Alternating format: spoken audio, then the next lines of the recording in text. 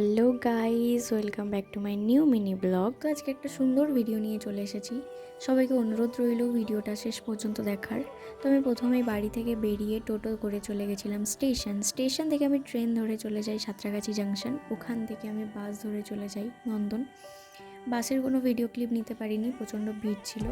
আর এই রুটটাতে অনেক যাতায়াত করা হয়, কিন্তু নন্দনে আসা হয় না। তো অবশেষে এলাম, খুব ভালো লাগলো।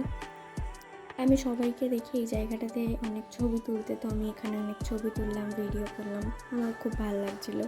তো আমার এই জায়গাটা খুব ভালো লেগেছে। যারা নন্দনে আসো তারা জানো এই জায়গাটা কতটা সুন্দর। এখানে আমি অনেক ফটোজ তুলেছি। যদি আমার ফটোসগুলো দেখতে চাও তাহলে আমাকে ফেসবুক আর ইনস্টাগ্রামে ফলো করতে ভুলো না। আমার এই জায়গাটা খুব ভালো লাগছিলো, ব্যাকগ্রাউন্ডটা অনেকটা সুন্দর লাগছিলো। তোমরা বলো কেমন লাগছে? সুন্দর লাগছে না বলো? তো এই চার্চটাতে যাওয়ার আমার খুব ইচ্ছা ছিল, কিন্তু সাডেনলি বৃষ্টি চলে আসাতে যেতে পারলাম না। যদি নেক্সট টাইম যাই তাহলে অবশ্যই ভিডিও করার চেষ্টা করব। অনেক জোরেই বৃষ্টি শুরু হয়ে গেছিলো, তো দাঁড়িয়ে পড়েছিলাম, ওয়েট করছিলাম যে কখন বৃষ্টিটা থামে।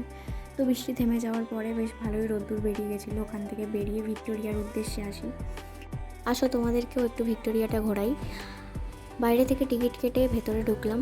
আমি এখানে অনেক ফটো তুলেছি, যেহেতু আমি ফটো তুলতে খুবই ভালোবাসি। তোমরা আমায় কমেন্ট করে বলো তো কারা কারা ভিক্টোরিয়ায় এসেছো আর কারা কারা এখনও আসতে পারোনি। যারা আসতে পারোনি তারা অবশ্যই এসো, ঘুরে যেও, দেখো কত সুন্দর লাগছে।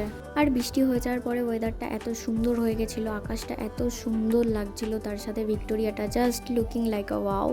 তো চারিদিক ঘুরে খুবই টায়ার্ড হয়ে গেছিলাম, খুব খিদেও পেয়ে গেছিলো। তো লাঞ্চ করতে চলে গেছিলাম হলদিরামে। ওখান থেকে লাঞ্চ করে তারপর বাড়ি যাওয়ার জন্য বেরিয়ে পড়লাম। আমার তো দিনটা খুবই ভালো কাটলো। তোমরা জানিও ব্লগটা কেমন লাগলো। যদি ভালো লাগে অবশ্যই লাইক, কমেন্ট, শেয়ার করো।